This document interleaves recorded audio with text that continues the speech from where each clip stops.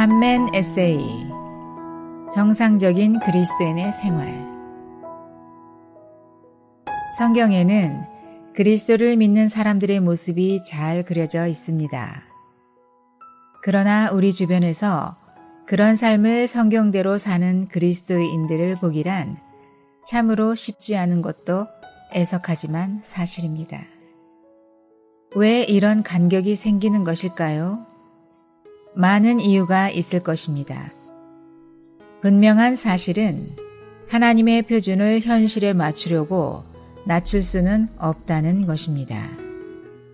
길이 있다면 믿음의 선진들이 바르게 살 수 있었던 원칙과 비결을 다시 새겨보고 겸손히 배우며 그 길을 우리도 갈 수 있기를 간절히 바라고 기도로 구하는 것입니다.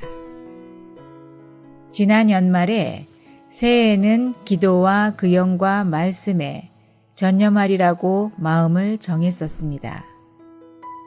그 후 지난 한 달여 동안 하루도 그것을 마음에 품지 않은 날이 없었습니다. 그러나 지금까지 나름대로 기도 생활을 한다고 해왔지만 무엇을 구할 것인지를 새롭게 다시 주님께 묻게 되었고 계시를 구함이 큰 기도 제목임을 알게 되었습니다. 우연히 이영재님이 쓰신 계시를 구하는 기도라는 소책자를 읽게 되었습니다.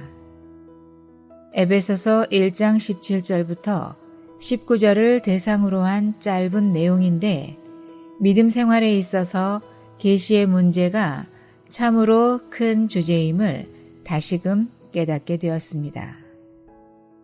또 우연하게 그러나 이 모든 과정들이 기도의 응답들이라는 것을 조금씩 깨닫게 됩니다.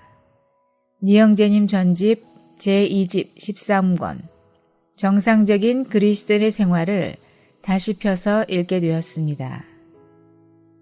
지난 20년 이상의 교회 생활 동안 최소한 2번 정도 읽었던 기억이 있으나 이번에 다시 기도하는 마음으로 읽을 때 빛이 있었습니다. 기초적이고 중요한 항목들이 있으나 제안에 부딪힌 한 가지는 역시 계시 문제였습니다. 믿음은 이미 하나님이 우리를 위해 성취하신 사실들을 보고 믿는 것인데 이를 위해서는 계시가 필요합니다. 그래서 아마 사도 바울은 에베소서 1장에서 교회가 이런저런 것들을 볼 수 있도록 계시를 얻게 되기를 간절히 기도했나 봅니다. 이 형제님이 쓴 정상적인 그리스도인의 생활은 주의 회복 안에 있다면 반드시 읽고 알고 생활해야 할 입문서와 같다는 생각이 들었습니다. 과거에 이미 읽었던 분, 아직 읽지 못한 분들을 자극하여 다시 이 책이 다루는 로마서 내용 안으로 들어갈 수 있도록 입맛을 돋구는 몇 구절들을 인용하고 소개하고자 합니다. 우리의 모든 문제에 대한 하나님의 답변은 오직 하나, 즉 우리에게 그의 아들을 더욱 계시해 주는 것이다. 8쪽. 그분의 죽음 안에서 우리도 죽었다. 이 점을 보지 못한 사람은 영적인 진보를 갖지 못한다. 39쪽. 그러나 우리에게 필요한 모든 것이 그리스도 안에서 값없이 주어졌다는 말은 참되지만 좀 실제적이지 못하다. 그럼 어떻게 해야 실제가 되는가? 어떻게 우리의 체험에서 참이 될 수 있는가? 로마서 6장, 7장, 8장을 읽을 때 우리는 정상적인 그리스도인의 생활에 4가지 조건을 발견할 것이다. 첫 번째, 암. 두 번째, 여김.